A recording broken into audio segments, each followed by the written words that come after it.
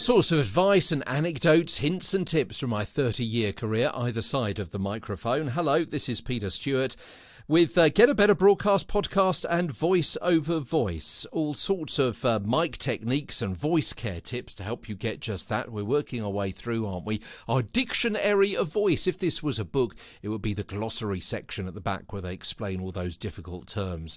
So you can quickly go and look them up. Today we're doing an audio version. We're on to P for Peter, P for podcast as well, and also P for polyps too.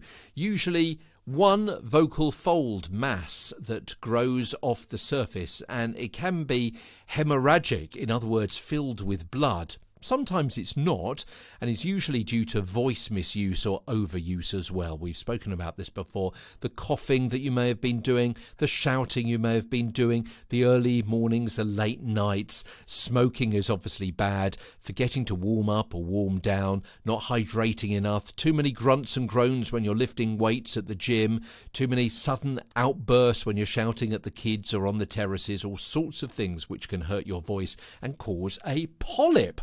A pop links in with something that we were talking about yesterday, and those plosives. When a plosive sound is too close to the microphone and causes that momentary distortion, you have a pop on the mic. You are popping, somebody might say, your studio engineer. And a pop guard, sometimes a pop screen or a pop shield or a pop stopper, a term which I rather like, is a fabric, foam, sometimes a metal shield between the mic and the mouth to help disperse those breath blasts from plosives and so reduce the likelihood of distorted sound, those pops being recorded. Post. What is post? Well, there's a couple of terminologies, a couple of definitions. First of all, for post, it's the point at which a voice appears or the start of a sound or part of a sound, for example, a specific drum beat, in a bed. Let's unpick that a little bit. Somebody may say, make sure you hit the post. So if I was a DJ, I have been a DJ, then hitting the post is hitting the vocal. You've got some music and they start singing, say 10 seconds into the piece of music. Hitting the post is hitting or stopping talking a moment before they start singing on the recording. That would be hitting the post.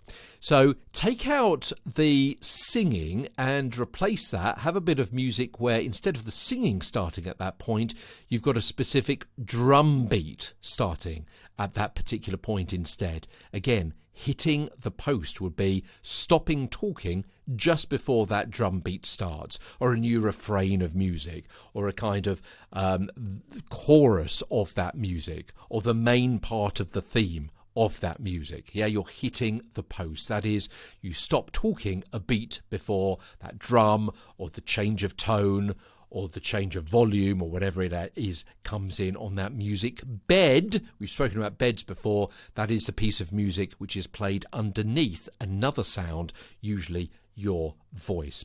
Post-production is the final step in a recording process, including the editing and the mixing. So you may do various takes, which we spoke about a few days ago. You may do various takes, and someone may say, I'm not sure the sound is quite right on that mic. I'm not quite sure you've hit the post on that. And someone else may say, that's okay, we'll hit it, we'll fix it in post-production.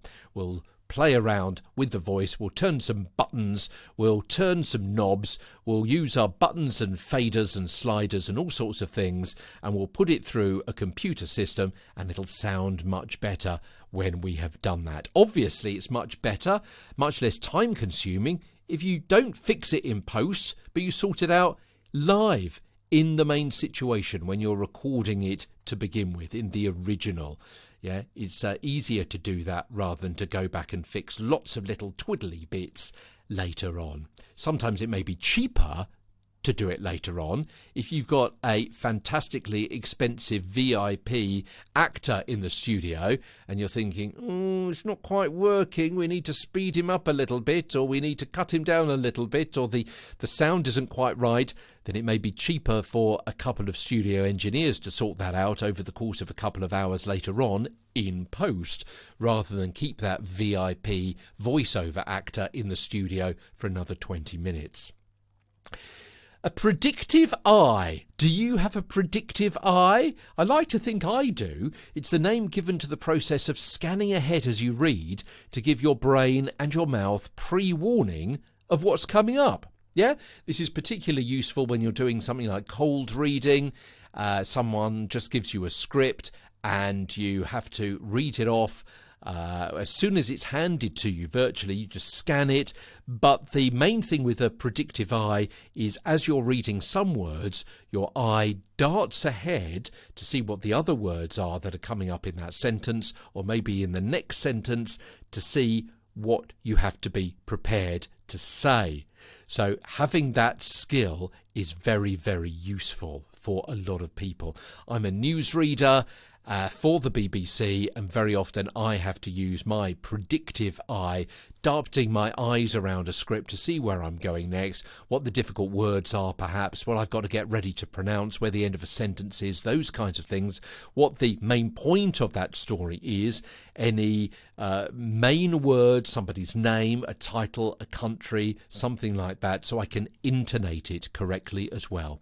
Pre-production, so we've had post-production, now pre-production is to mix or record a piece or an interview in advance of a live show, perhaps for technical or timing reasons, and this is very often done, for example, at the start of a news show where they've got some headlines going on, or usually with a headline sequence at the start of a TV news programme. It can be quite tricky because they've got the music bed, we've spoken about beds before, they've got a headline sequence where the presenter reads a sentence, then perhaps they've got a sound bite, something pre-recorded that they drop in. They may also have crossing over to a reporter in a field at the location of where something has happened.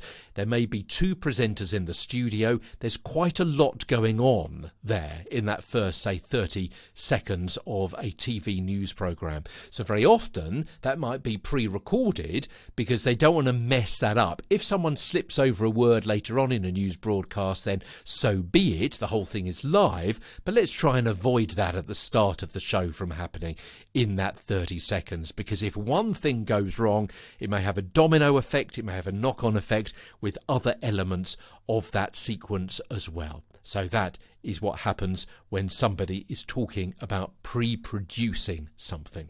Okay, that's it. Hope you're genned up now. Tomorrow we move on to the letter R in our Dictionary of Voice. R, what have we got? We've got resonant cavities, we've got residuals, and we've got two definitions of rate as well tomorrow as we come back on Get a Better Broadcast podcast and Voice Over Voice. From London, I'm Peter Stewart.